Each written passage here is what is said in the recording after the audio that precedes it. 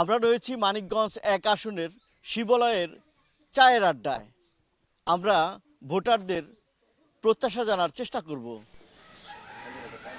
আমাদের এখানে নদী ভাঙন এলাকা, আমরা চাই নদীটা ভরট হোক, নদী ভরট হোক, রাস্তাঘাট ভালো হোক, যে জনগণের কাজ করবো তারাই আমরা চাই। শিবালয় থেকে পাটের যে ভিতরের রাস্তাটা এইটাই আমরা উন্নত চাই। আমরা চাই যে সরকার ভালো কাজ করবে সেই সরকারকে চাই।